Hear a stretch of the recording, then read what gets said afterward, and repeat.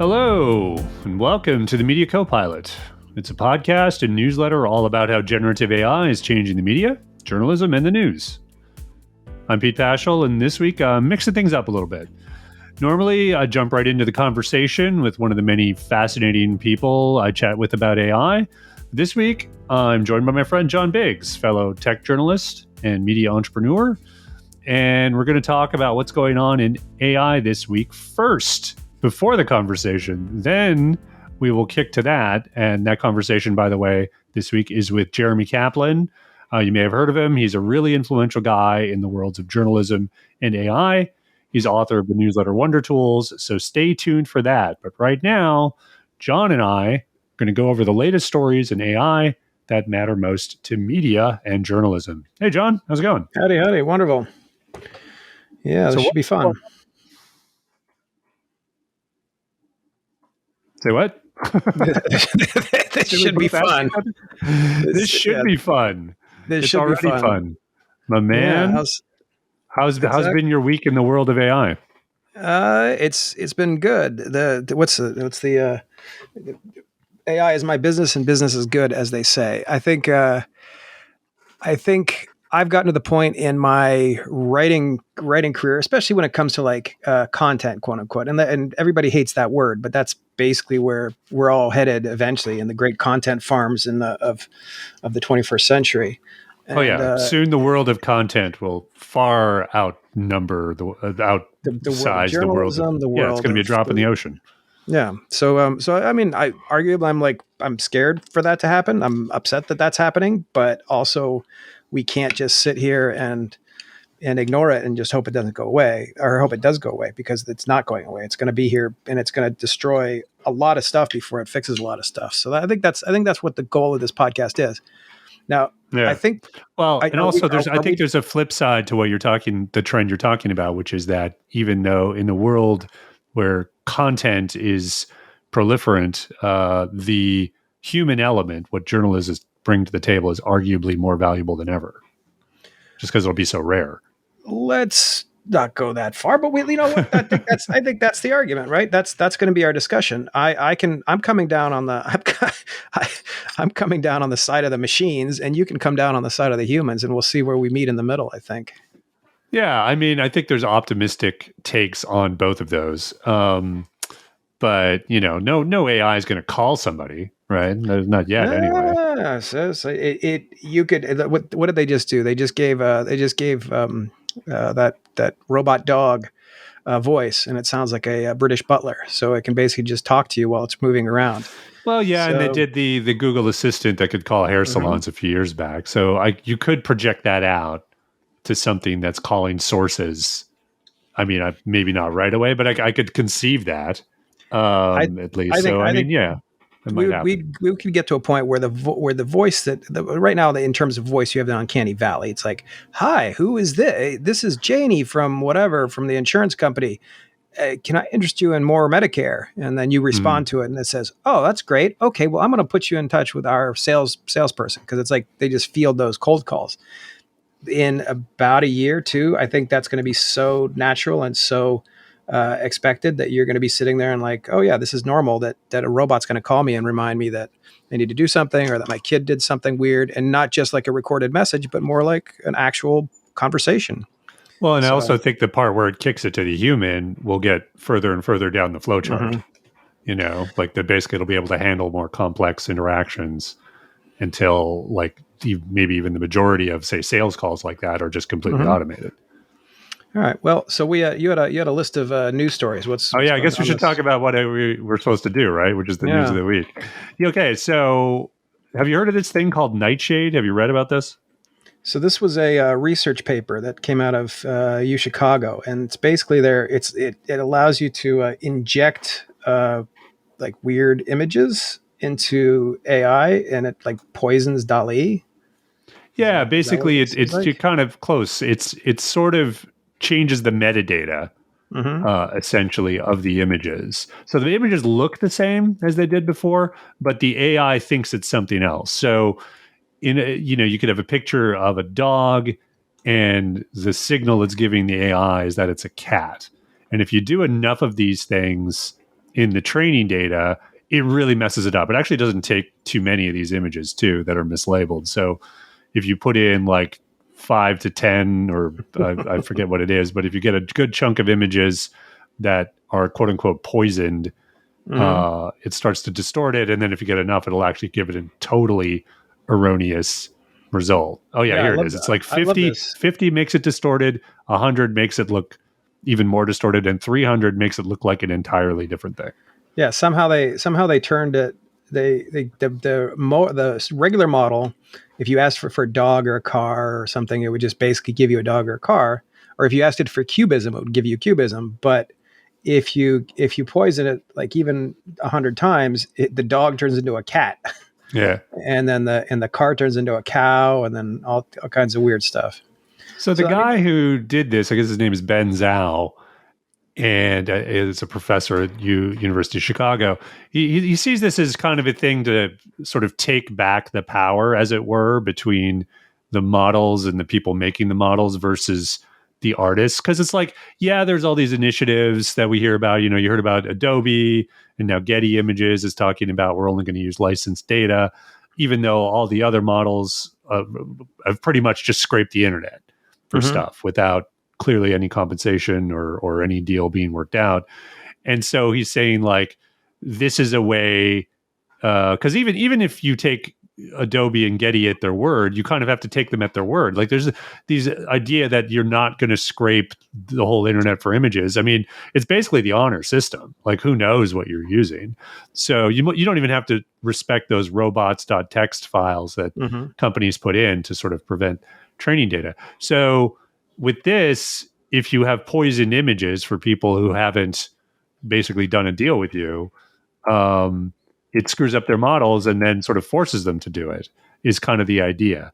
Which it's part of me is like it's too bad it's come to this, but I feel like No, it's not just come to 100%. this; it's kind of long past. Well, you remember the early days of the internet. It would be like if you had so hosting was expensive, so people would basically take your image and hotlink it. So they would Oh hotlink your yeah, image and sure, they would put it on their site, and your site would get the hit on traffic. I mean, now yeah, and you'd have the image, and you'd, they you'd wouldn't have keep to the go to the image. other site. So what we used to do is we used to like swap it out with like I don't know weird stuff that wasn't really the image. We once did a really bad thing, and we that acted accidentally appeared on our site for a minute, and we were Wait, what's the really bad thing? Should we know? Or there could be it kids was a listening. little not safe for work, let's just say. And Okay. it disappeared on our site, but it appeared in the Google RSS feed. So people had their RSS feeds, and they had like good, weird wild stuff popping up. Anyway, we were trying to poison stuff way back in the old days, and Hmm. it's still happening. I think Ben Zhao has a good point here. It's like right now model trainers have 100% of the power, and Hmm. they Definitely. and none of it is verifiable and enforceable, and companies can say one thing and do another with impunity. This tool would be the first to allow content owners to push back in a meaningful way against unauthorized model training. I mean, I checked in terms of text. I checked that Facebook list of the things that they stole from us, and one of my books was in there, and they basically Oh just wow, like for llama downloaded the you're book. talking about. Yeah, Is yeah, that for what you mean? llama. Yeah.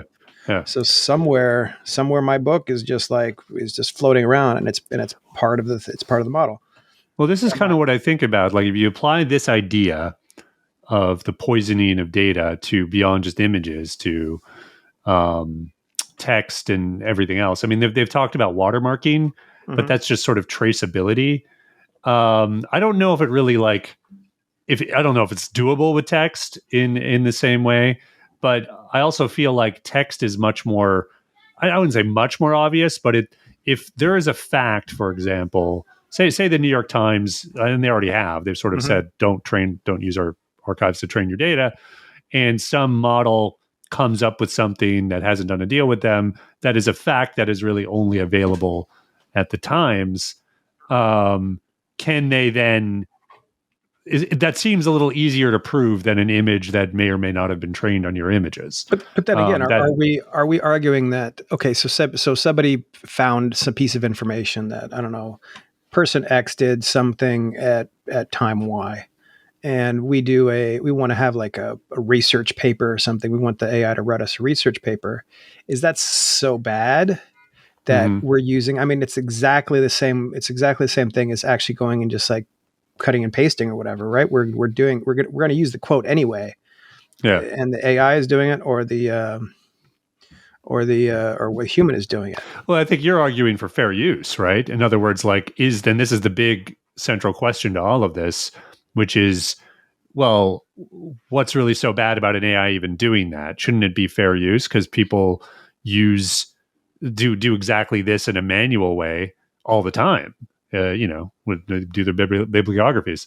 I don't know. Like, I think the argument tends to go to scale, which Mm-hmm. is, well, yes, that's fine if you're doing it manually, individually.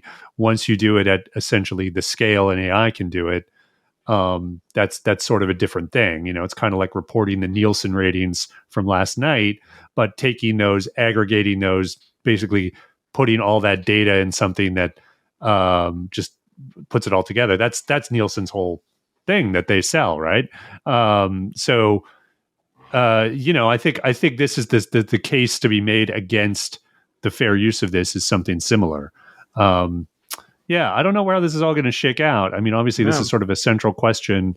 I mean, but this guy, Ben Zhao, and his team at the University of Chicago, at least they've given image creators some recourse in sort of, this arms race between tech and content creators. Mm-hmm. All right. Well, there's that. Now, moving on. The next thing we want to chat about is this new tool. I actually saw this in the Neuron newsletter, and it's from 12 Labs. And basically, it's an AI that can watch a video and not just interpret the Mm. visuals, but also the dialogue, and sort of put it all together and, essentially do a multimodal thing where it can turn that into text or whatever. Basically, it's supposedly a model that's just really, really good at interpreting videos. I guess it's called Pegasus something, Pegasus Mm-hmm. 1, Pegasus 2, Pegasus. I don't know. I'll find it. Oh, here it is. There's a nice Twitter thread. It's called Yeah. Pegasus 1. Okay. I'm trying to find out how to sign up, because it sounds like, I mean, this would be perfect for us, our kind of thing. Oh, there it is. You have to click this garbage image in X. Yeah, but the thing is, it's like this came up a lot in terms of use cases for AI, certainly at CoinDesk, and I'm sure it's come up everywhere. So a lot of places that do professional video, certainly network TV, they get a lot of videos. And at this point, I think if to the extent they write them up at all beyond just giving a transcript, that's generally a manual task. It's assigned to some intern or some department that does it. That might be somewhat AI assisted. I don't know at this point, but this seems like this is the tool that almost completely automates that task. Mm-hmm. Certainly, you still need people to sort of fact check, make sure that there's a basic quality control before anything is published. But the idea of you can hit a button essentially on a video clip, say an interview with some person, and that turns it into not just a transcript, but an article. Here's Mm-hmm. what the person said. Here's a snappy headline. Here's the SEO, and here's the even vertical version of that you can share out. Huge for TV newsrooms. Yeah. I mean, I think I think the biggest thing is that there's the idea that stuff needs to be that needs to be done at all. That the AI can't do that just for us on the fly. That they like eventually. I Mhm. think one of the most important things. One of the most important things I think is that the idea that there's going to be a low hum of AI everywhere, and when you upload something to YouTube, it's going to automatically do this for you. And you Hmm. put something on your computer, and it's going to say, "Oh, by the way, I just looked at this video. It's a movie about vampires. I don't know if you'll enjoy it or not, but based on your previous thing, you might get a kick out of it." So I don't know. It's pretty fun.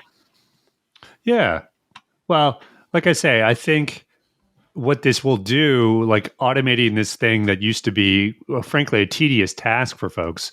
I'll say again, like the whole thing about is this replacing jobs or not? I think in the grand scheme of things, it's yes. I mean, you used to had need to hire people for this, But it but was they an weren't awful really job. desired jobs. Yeah, it was an awful job. Yeah. There used to be a guy who used to sit in the who used to sit in a room with a bunch of tapes. And think Hmm. about it. You're sitting there with the tapes, and the dude's like, "Oh, I need a clip of whatchamacallit. I need a clip of I don't know whatever of somebody going down a hall, and they would go in and find that clip for you and cut it out and make a copy for you, and that's how you got your B-roll. And that person eventually turned into somebody who toggles through video files, and that person eventually turns into somebody who's actually that person goes away. You don't have an Hmm. archivist anymore. Yeah, I guess exactly. And then tedious jobs, yes, jobs, but the whole argument that it lets humans just essentially do something else more creative, I think Mm-hmm. applies here. One thing I would just say is like, if AI ends up replacing all the tedious jobs in journalism, like what are the interns going to do? you Mm. know? That's always been my biggest question. Like, how do we train a young journalist to get better and to become like an investigative reporter if they don't have there's no entry level stuff for them to do to learn on to cut their teeth. So it's really interesting in that front. So Yeah, haven't, we haven't quite figured that out. expect people to have a better quality of life once the AI comes, but I mean you can't. You have to slowly earn that, and maybe you don't. Who cares? Well, who knows? Maybe we're wrong about that, but I can only imagine the dumbing down of the writing if everybody sits there and says, "Okay, well, I'm writing this. I'm writing this today with AI, and it's based on a lot of content that's garbage in the first place, and we're in this like weird constant what you call it, like downward slope, I suppose." Yeah, I know. And you sort of get to this point where, the standards emerged from people doing things like this.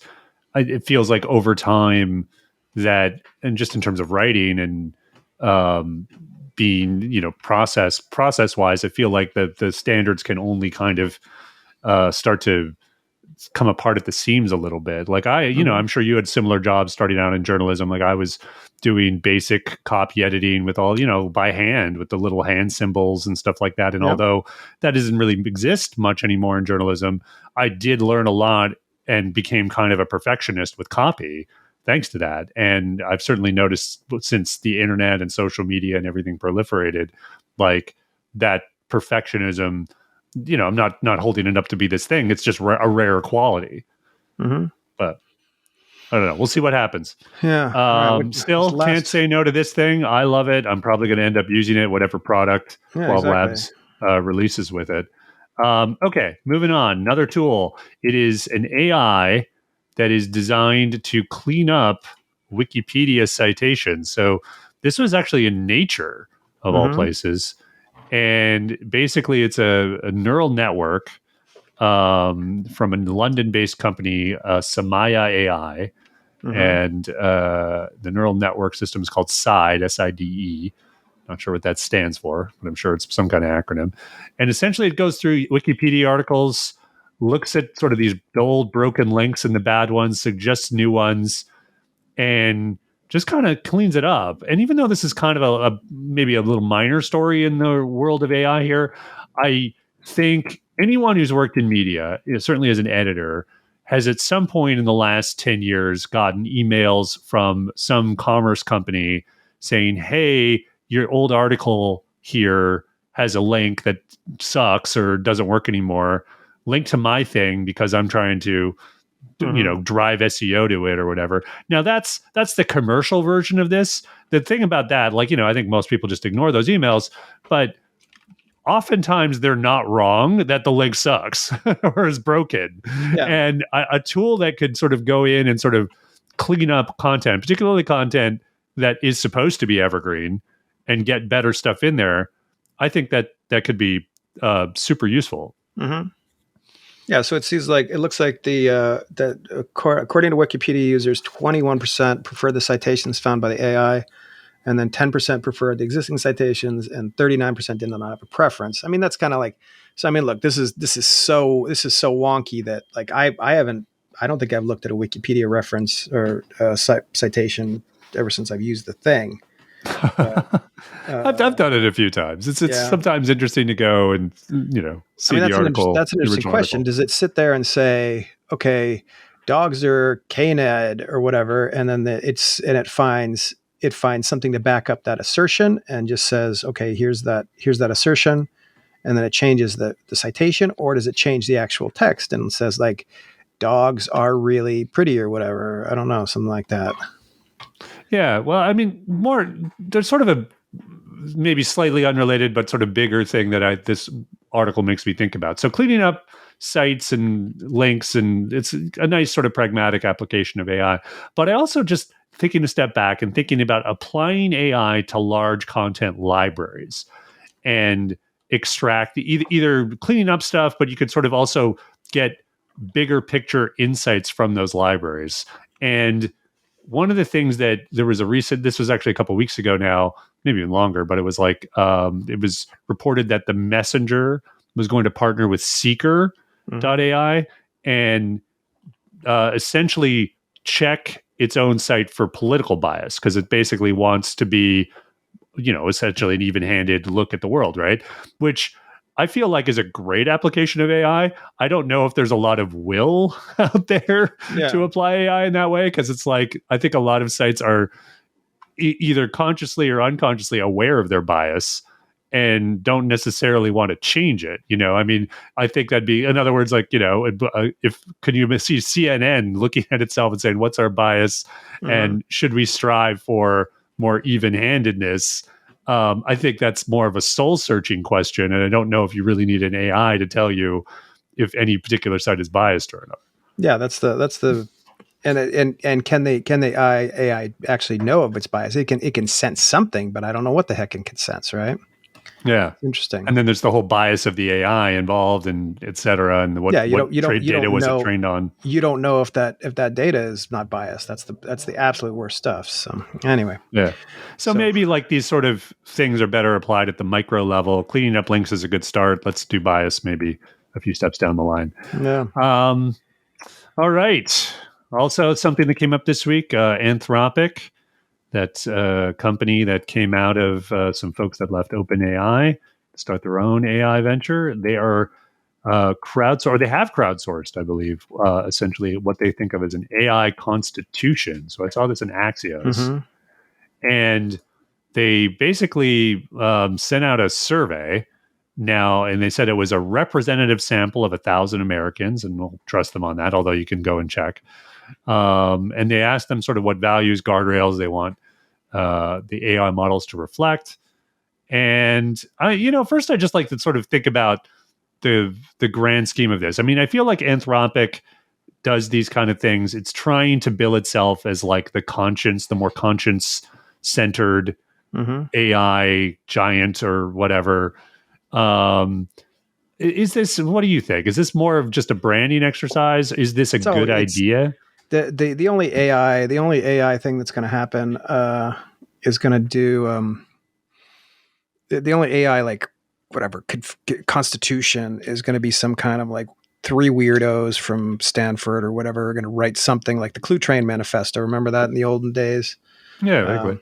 Yeah. So a lot of these things are just going to be like land grabs, I feel, but it's kind of frustrating. Yeah, I see it as just definitely more of a political move. I mean, especially with all the regulatory stuff around AI happening. I mean, there's a executive order supposedly coming from the White House in a couple days here. We're recording this on Friday. And I feel like there's all the companies are just kind of trying to get ahead of things. It's just this race to be the most relevant one in the room. And OpenAI has had that for a while. Microsoft is sort of riding the coattails. Anthropic wants a seat at the table. Facebook certainly has done a ton of stuff in the past couple months. So I don't know how meaningful this is. I mean, I think some of the stuff that comes out of it is kind of obvious, like trying to be less biased and whatever else. But I don't know if this is really going to have any long term issue. It'll be a nice to have if it ever happens, but it's not going to happen. So whatever. Yeah. Anyway, all right. So now we have to. Now we're going to your interview, which sounds pretty interesting. We'll just go right into that now. I am thrilled today to welcome to the Media Copilot podcast, Jeremy Caplan. Jeremy is a director of teaching and learning at the Newmark Graduate School of Journalism at the City University of New York, or CUNY for those in the know. He's also the author of Wonder Tools, a newsletter all about useful new stuff for journalists, teachers, and creators. You might have seen him around or even heard him speak at conferences, maybe even other podcasts. And I can't wait to talk to him about his thoughts on generative AI, how it's changing journalism, and how journalists can make the most of it today, not to mention the future. Jeremy, welcome to the Media Copilot. It's great to be with you. Great to talk about these subjects. All right. So for people who may not know, tell me a little bit about yourself. What drew you to journalism? How did you become sort of the guy who is all about the tools of journalism, and how you got to be teaching it? Sure. So I've always been someone who's curious. That's one of the characteristics a lot of us journalists have in common. And as someone who's curious, I've always been eager to learn about things, to explore things, to try things, and to question things. And that's kind of what led me into journalism, along with the fact that I was bored easily by doing the same thing over and over. And as a journalist, I would get to do lots of different things and learn about a lot of different subjects, write about a lot of different subjects week after week. And so that's the mindset that led me into journalism. And what led me into teaching was similar, which is that I was always asking questions, always eager to learn new things and to help other people understand things or learn things. And I see learning and teaching as going hand in hand. And so I teach now, as you mentioned, and continue to learn. And both of those things blended with journalism allow me to keep asking questions, keep exploring things, trying things. In terms of tools, I've always found it exciting to see what we can do with the digital tools, with the technology that's in front of us. And we're living in an era with an explosion of tools available to us, from hardware to software to all of the digital tools we have. And I find this just an incredible moment where we can create things we never could have created in the past. We can reach people we never could have reached in the past. And we can do things we were never able to do in the past because of technological limitations or limitations on the way that structures were set up for news organizations. And so I find this to be incredibly, incredibly exciting and inspiring period to be working in.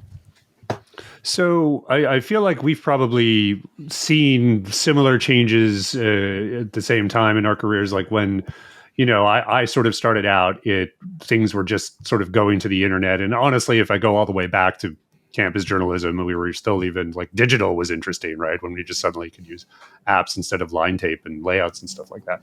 So thinking about just the disruption you've seen in your lifetime, even from the internet to blogs to social media, think about now it's generative AI. Can you put generative AI in the context of that, and how big a deal is Gen AI in terms of changing the tools and the nature of journalism? Because all those things I mentioned, they changed sort of, the scale of journalism, how it was done, even the ethics of it. Even how does generative AI compare to those? Well, I think we're at the very beginning of this era, so I think it's early to tell. I think we have a long way to go. In each of these periods of development with technology, I mean, we can go back to the first laptops. To me, that's a big, big development, right? Where people could actually carry a computer with them. In the 90s, really, is when that became a more common phenomenon of the kind that we see today than it had been in the past. I think that was a huge, huge move forward. And I think subsequently, the advent of the internet, as you mentioned, the advent of social media, the advent of mobile, and I think each of these things has implications that are hard to see at first, right? There's numerous different ways in which they change the work we do, the way we distribute content, the way we monetize content, the way we engage with one another as people, and the way we teach, the way we learn, the way we do journalism. All of these things are affected by the developments of each of these new technologies, and they move us in directions that are hard to first see in full. And I think with regard to generative AI, we're still just at the very beginning of this new era. Of course, AI is not brand new in the sense that we've seen a whole range of applications in years past with using AI largely for categorization. So that was kind of the first set of AI use cases were really for categorization. So we had companies like Narrative Science, Automated Insights, Even the BBC had something called Juicer. Washington Post had Heliograph. Bloomberg had Cyborg. There's all of these. The LA Times had QuakeBot. Basically helping to identify seismic activity and sort of turn that into information people could read about algorithmically. And so we've had a number of AI use cases over the past decade, a little more than a decade. But now we've had kind of the popularization of that and the ability for really anyone to take advantage of some of the AI models, the large language models specifically. And that really does engender a new moment and new opportunities. But we're just at the beginning of that. So we still have a long way to go to see the full set of implications of that.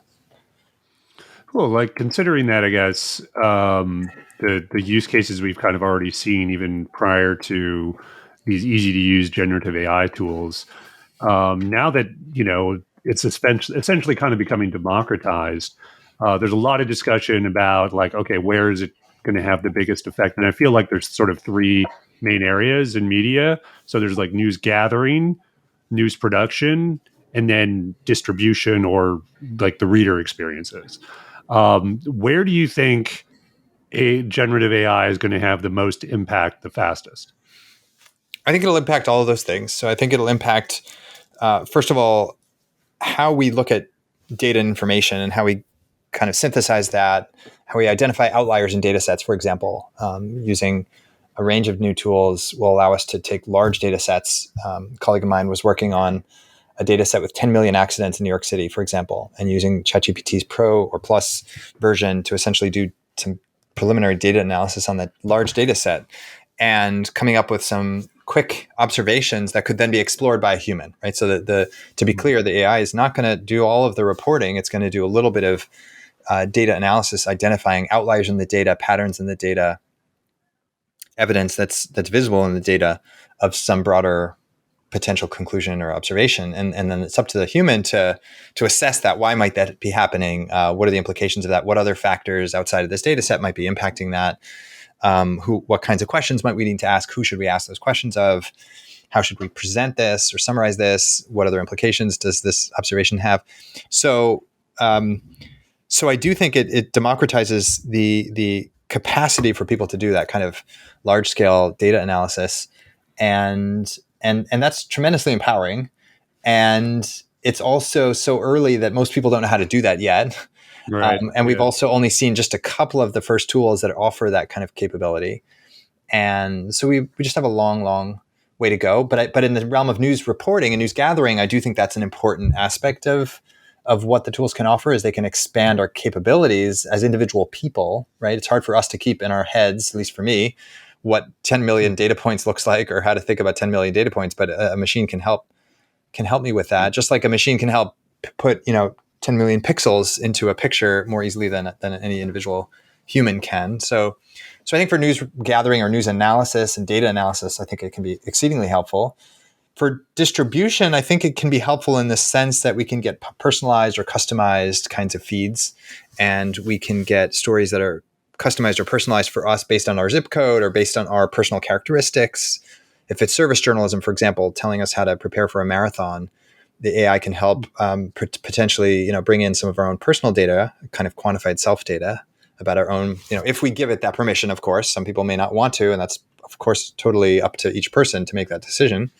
But if you do want to give it your Oura personal training data or your Apple Watch data, your Fitbit data, other kinds of training running data you have from Strava or whatever, wherever you keep your data about your own personal fitness, for example, you could imagine a scenario where the AI can help provide you customized information, customized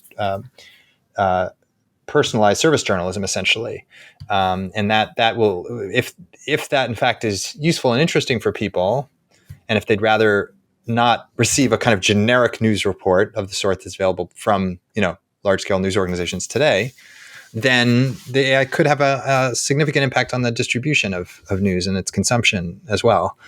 And then on the monetization side as well, it's gonna change the picture for news monetization to some extent, where we can have a little bit more of dynamic pricing, for example, where people are paying for products based on the kinds of stories they read. They can buy different kinds of bundles of just that kind of news that's of particular relevance to them. They can pay a price that's fair for that, and news organizations can target customers based on what they're most interested in. They can target them at a point when they're ready to potentially purchase something based on signals the AI picks up based on the person's behavior on that website in prior visits. The Globe and Mail in Toronto is already doing that, I believe, to some extent. There's some other news organizations experimenting with that. So I think it'll affect both news gathering, news distribution and consumption, as well as news monetization. And I think also finally it'll affect and impact people's individual productivity, right? So from the individual journalist point of view, it enables us to work in a more productive, more efficient way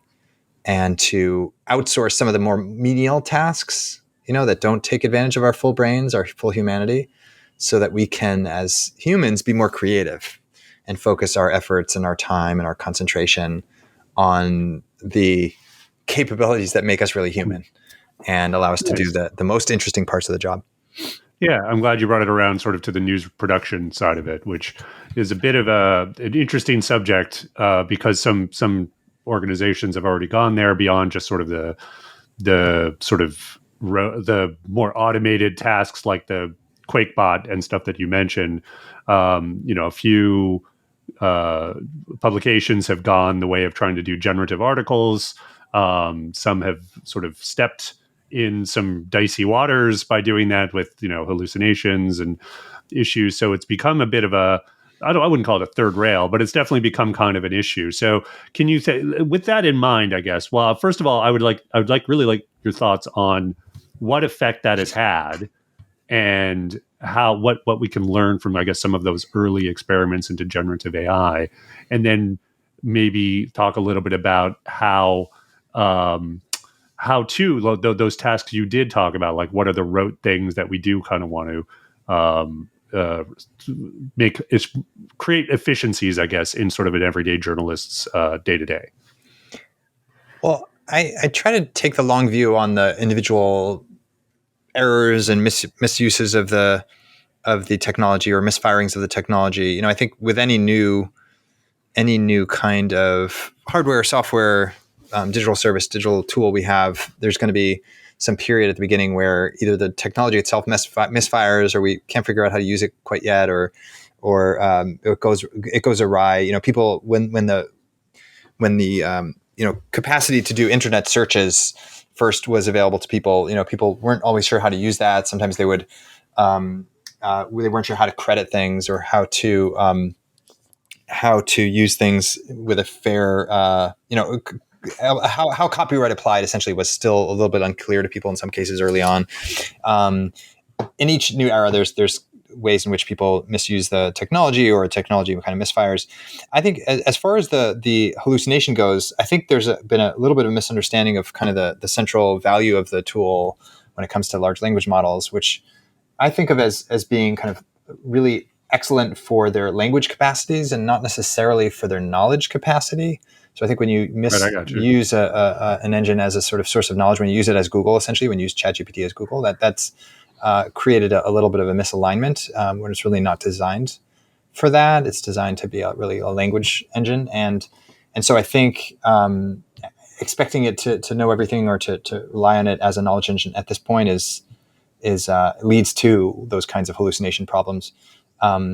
And I think that may change as time goes along in terms of the capacities of the models to incorporate contemporary information and to have a better sense of what's actually happening in the real world contemporaneously. I think will evolve. So that may change. But at present, those large language models are not best used as knowledge engines. And as long as you stay away from expecting that they're going to provide you accurate information about things in the world that are happening now. Or even to some extent things that have happened historically, because those things may not just be available to the knowledge set that they have. As long as we focus on the language elements, I think we're in safer territory at present. Cool. So what are the best use cases you think today in terms of getting more efficiency in the news production process by using those language tasks? Yeah, I think there's a range of different things. So first of all, we can use it on our own productivity side to get ideas from our heads onto paper, right? So I use something called Oasis. There's something else called AudioPen. There's a variety of other services that are essentially doing what I like to call bionic transcription, which is essentially not just taking the audio and transcribing it, right, which is what earlier devices already did. But beyond that, transforming it. So transforming it into a summary, an outline, a script, an idea presented in the form that you usually like to work with in your own notes or your own idea generation process. So when I'm thinking out loud, for example, with my own creative process, writing a newsletter post for Wonder Tools, I will oftentimes think out loud. I'll go for a walk and I'll talk to this bionic transcription tool, Oasis in my case, and I will describe some of the ideas I have for something I'm working on. It could be a class I'm teaching, it could be a column I'm writing, it could be a script I'm developing for some video. And I will just talk naturally and think out loud. And in response, a minute later, a couple of minutes later, after I've finished putting all my thoughts out there, I will have a summary of that. I'll have an outline of that. I'll have a script version of that. I will have a version of it in whatever other formats I've asked for, I've prompted it for. And for me, that's a really helpful part of my creative process now, because I would previously sit in front of a blank piece of paper and it would take me longer to actually write out those ideas. It would be messier, sloppier, more disorganized. And now I find that to be a nice efficiency. So that's an example, specific example, one use case. Another is with meetings, right? So we're interviewing people as journalists, we're talking to people in whatever job we have, we're gathering information, we're talking to people.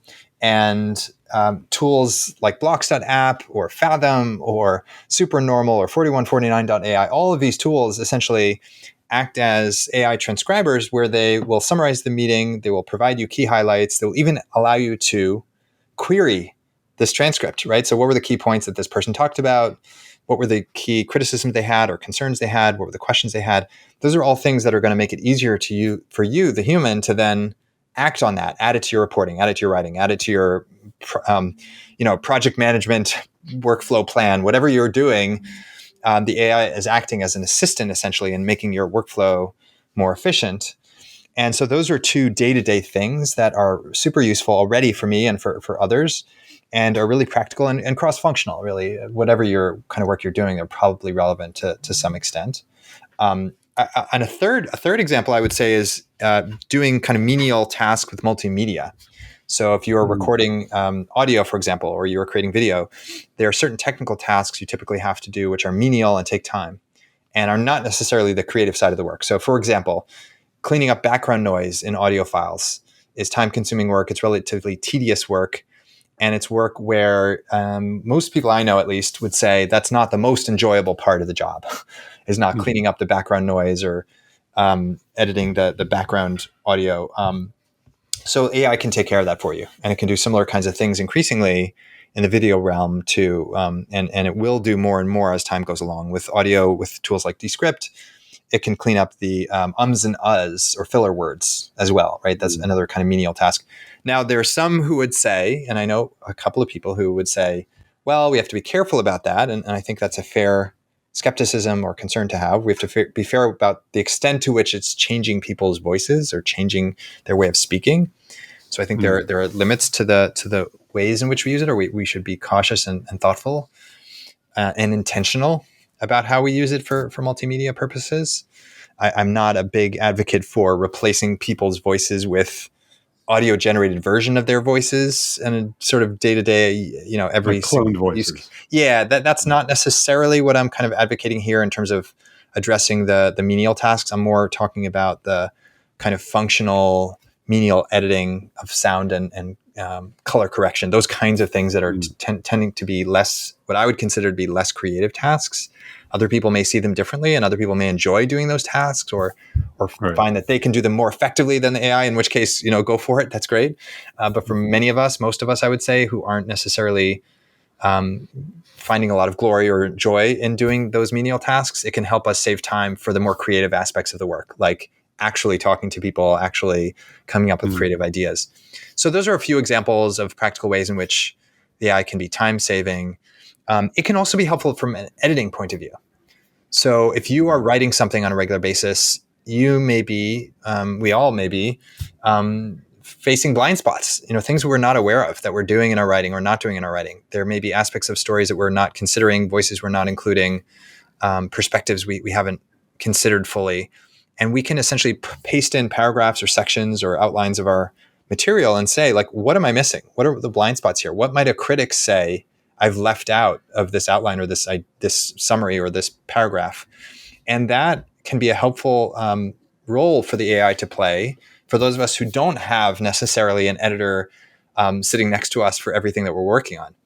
Again, I'm not suggesting that replaces our human capacity to be an editor of our own work, but I am suggesting that sometimes it can be a helpful assistant role, just like a spell check or just like a word count or just like a thesaurus kind of tool can be helpful in strengthening our writing. So can an AI assistant be helpful in that kind of editing capacity. Not to mention telling us when we're using, just wordy sentences or filler words, or we could use more active verbs, and we can ask the AI to identify that, and we can tell the AI what our priorities are in our writing, and ask it to identify when we've failed to meet our own priorities.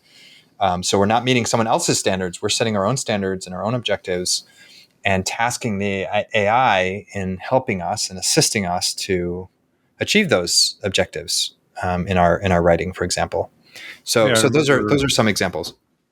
When I was at Mashable, we had a very primitive version of, I think, what you're talking about, which was like you would look at our articles that we wrote, and it wouldn't suggest entire topics, but it would basically look at what was trending on the same topic and see if there were other keywords that we did not include. That was a very sort of 1.0 version of what you're talking about, which bringing the power of Gen AI to that, it could suggest entire passages that you might want to include. That's, really kind of what you're getting at with all these things, from the dictation you started with, which, translating that into something usable, all the way to sort of the writing and filling in gaps.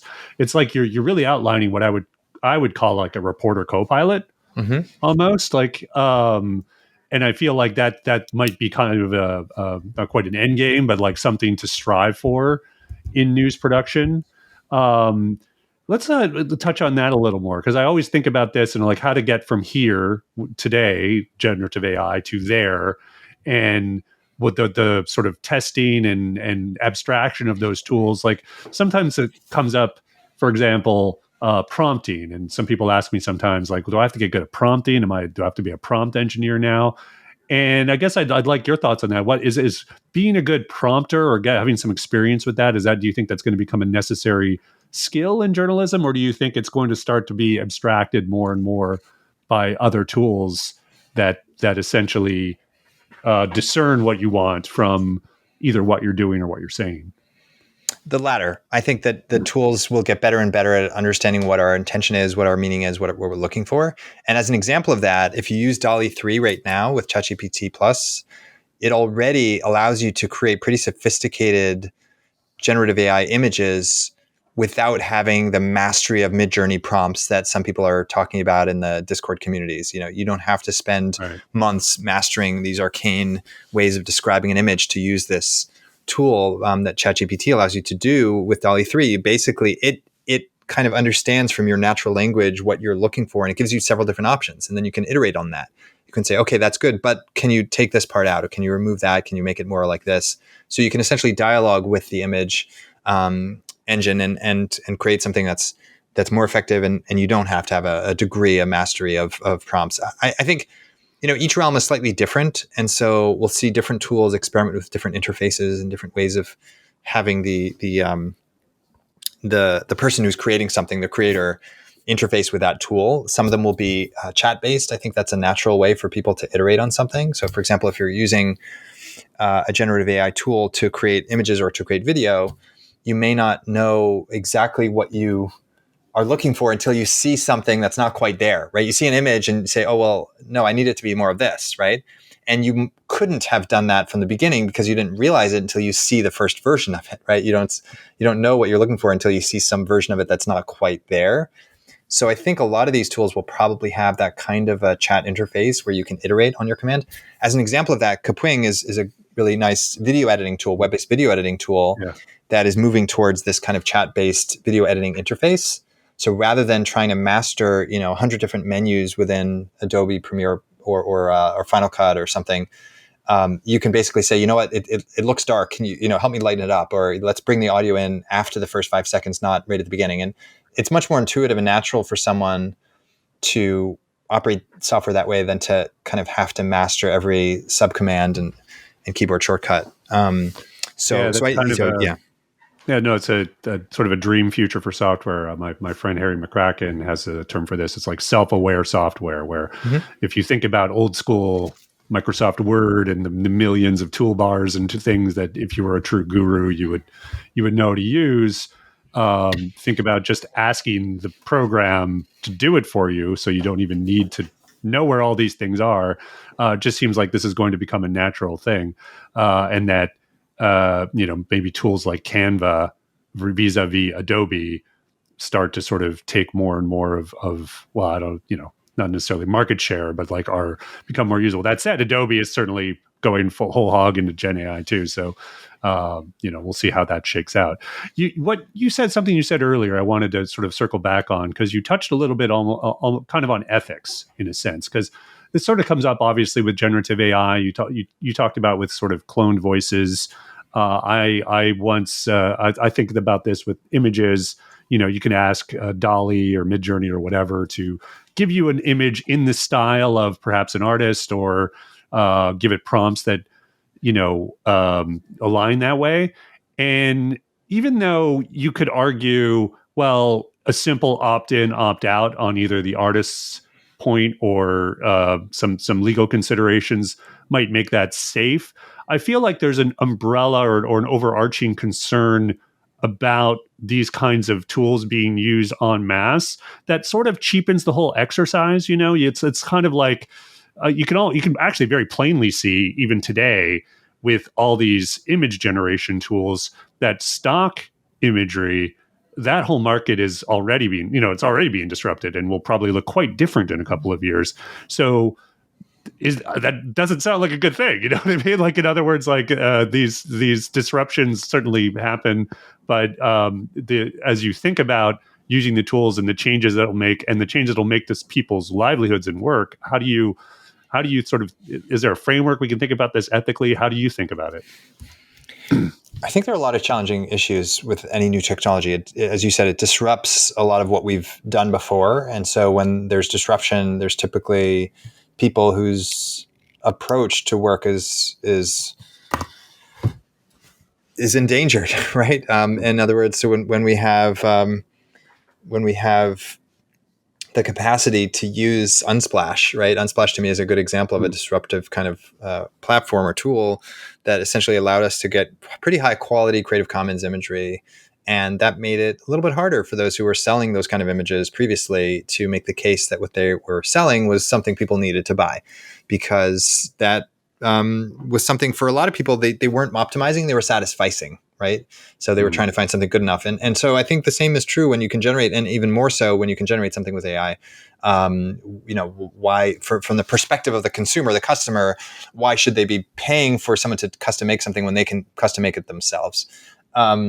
And so I do think that's going to create some challenges. I think ultimately, though, that people who are offering something really unique, if you're a writer and you're offering something really unique and you have a unique human perspective on something, if you're a human curator and you are curating material, whether you're a museum curator, by the way, or a journalism curator, right? You have some human perspective to offer and human value, and based on your human experience.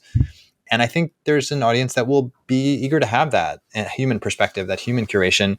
And so even though an AI or an algorithm might algorithmically curate something or aggregate something, it's not necessarily going to replace the human person doing that, because people see value in that human curation. Same thing with some high level photographers and videographers and video editors, that the human touch that they bring, right, will remain in demand for those who really value that particular human touch. I think for the people doing it at a more functional, mundane, everyday level, right, I think that does go away to some extent, right? So if you can use a tool and it will algorithmically, or use AI to sort of edit out the parts that are most important for you and leave out the others, and if you're just using this on a quick case, just for a meeting, you're just going to present a video, you don't need to hire a video editor for that, you don't have a budget for that, you're going to just use the AI for that. So those kinds of intermediary or secondary uses of the technology, I think will make it harder for some people to charge for some of the work that they've maybe done in the past, but hopefully it will open up opportunities for them to do something that's even more original and more human and more distinct and more creative. and the more functional kind of utility focused uses, the AI can assist with. Hopefully that's how it shakes out.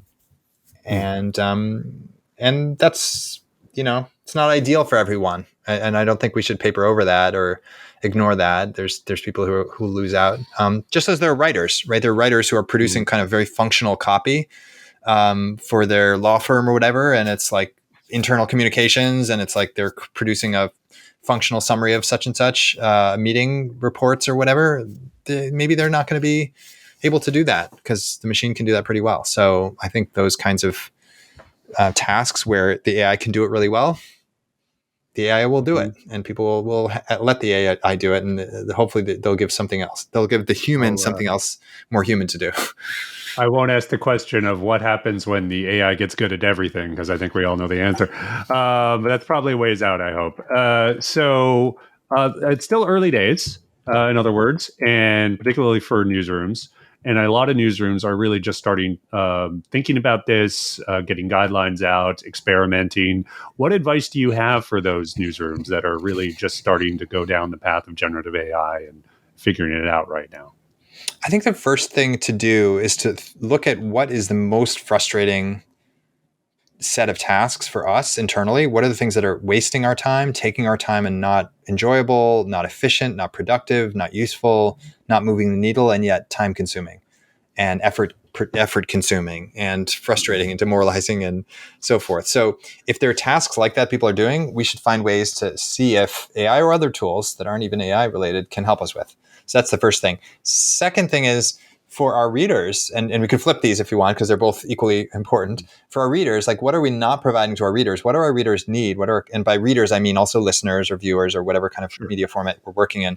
What do our readers actually need? What do they want? What are we not able to provide them with right now? And so taking a user-focused approach, listening, understanding what the needs are, and what the behaviors of the reader are. When are they reading this? When are they listening to it? How long are they spending? What are the things that they're most engaging with and things that they're ignoring or not finding value in? And once we've identified those, we can start to think about the capacities of the AI and thinking about where can we have these efficiencies created that will serve the reader better. So can we create, this group of people seems to be super fascinated by football statistics, or by climate crisis related information and stories, and yet we're not providing them enough of A or B or C or whatever the topic is. Could we use our AI intelligence, right, to look through our archive and identify these key stories on an ongoing basis, and then iterate what person receives based on their behavior, based on which they're clicking on, what they're responding to, and create customized, essentially, newsletters for our readers, based on the topics they've expressed interest in, or based on what they've already, clicked through and read. So can we create customized, personalized products for people with AI? That's something I think is a really interesting opportunity. A lot of news organizations don't take advantage of a lot of the data they have. So they already know about a lot of the behaviors of the consumers and readers, and yet they don't really have a good way of a system for executing on that or reacting to that or serving readers better based on that. And so having AI assist with that, I think, can be a really great way of having more reader-first perspective and add more value for readers, while also being more efficient as an organization, increasing the likelihood that this person will subscribe and pay and sustain the organization, which will then in turn increase the likelihood we can keep people employed. So it's a virtuous circle that the AI can potentially enable if we focus on, again, the reader needs and our internal productivity needs from an organizational point of view. So those are the places that I would start with. And to do that, I think it requires an experimental mindset. So we have to have training and openness. We can't shut our eyes to it or pretend it doesn't exist or just insist we're never going to use any of it. We have to instead experiment and see what the tools can do, see what other people are doing with them, experiment in small, specific ways, try different things, and have an open mind so that we can make intelligent, intentional decisions as opposed to reactive, visceral decisions based on, pre-existing prejudices we may have about certain technologies. Nice. That's a great way to get started. So let's fast forward on that, like project out. So think about the disruption now, where Gen AI is going with respect to the media. What do you think it's going to look like, say, in 5 years, where it's more of an AI-mediated information ecosystem? Like, what is a news site look like? What does journalism look like? Do you have any thoughts on that? And feel free. I know it's like predictions are always dicey, but there's some trends and feel free to get as wild as you like. Yeah, three things that I envision based on what we've seen so far. First is empowerment of individual creators. So if you're an individual person creating a newsletter, a podcast, niche site, you can do a lot more if you're empowered to do that with an AI assistant. So you may not have teammates in the traditional organizational sense, but you have these AI assistants that can help you create video out of your audio, right? They can help you create audio out of your text. They can help you create social posts out of your newsletter. They can help you create curated newsletter posts based on things you're reading and automatically take your highlights of things you've read and help you create drafts of curated posts, for example. So in addition to helping you find new ways of reaching new audiences, so I think individual creators will be more empowered, and I think individual readers will be more empowered. So people will be able to set up essentially personalized consumption sets where, based on my interests, my agent, right, whether that's a ChatGPT based agent or Alexa or Google Home or Siri or whatever the agent I'm using might be, will essentially get to know what kinds of content I'm most interested in, and I'll be able to curate that and customize that and get it at a certain time of day on a certain platform with a certain length. I'll be able to really customize my news consumption in a way that will give me as the news consumer more agency. Right now, the news organization has most of the agency in terms of determining the form, the shape, the frequency, the style, the tone, the platform, and all that. So that's the second big thing I think we'll see more of. And the third is, in terms of organizationally, I think we'll see some of what we've been talking about materialize in changing jobs. So rather than having the people who are pulling the ums and ahs out and getting rid of the background noise and doing copy editing and doing transcription of material and doing translation of material, all of these kind of rudimentary style things, we will see instead AI being used for those. And so we'll see, to some extent, streamlining of organizations, meaning some organizations will be smaller, right? And the economics will demand that, whether we like it or not. And those who remain at the organization will be able to, I hope, have a little bit more creativity in what they do in terms of directing the AI. So if you're a data analyst, data journalist, not only will you create data stories, but you will direct AI tools to essentially identify outliers in certain data sets. You will basically be an engineer essentially looking at a variety of tools that you can apply, use in different ways, in creative ways. And so it gives more agency to the individual people in the organization to work with AI assistants. Imagine if you had a whole bunch of interns that were really actually capable, and you could direct them to work creatively and effectively under your guidance. Imagine some of the things you could do that you can't do at the moment, and those are some of the things that people will be able to do. So it'll empower people working within news organizations to work more creatively, do different kinds of stories than they've been able to do, reach new kinds of audiences in new languages, in new places, in new formats, on new platforms. So I think it'll have some exciting implications in terms of the potential reach and impact of the work people are doing in news organizations. Nice. That's a compelling vision. Last question. What is the one thing you think everyone in media should know about generative AI?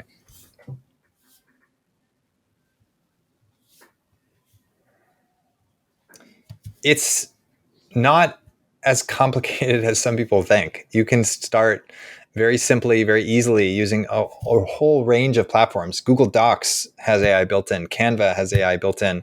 There are all sorts of tools from Pi and Poe to ChatGPT and Bing that have AI built in very easily, that you don't have to have read manuals or have a master's degree in AI to understand. And the best way to learn these tools is to experiment. Try making an image, see how it turns out, try it again, try something different. And that kind of experimental mindset, diving right in and not expecting to understand all of it before you even start, is crucial. A lot of people are fearful, I find. They're afraid they don't know enough, or they don't know how to use something, and so they don't use it at all. And my guidance is to just dive right in. It's easier than you think in many cases, and it's more empowering and more exciting than you might realize. Awesome. Thank you, Jeremy. This has been great. I really appreciate the conversation. Thank you. It's a pleasure to chat, and I appreciate you joining me for the conversation. All right. You've been listening to the Media Copilot.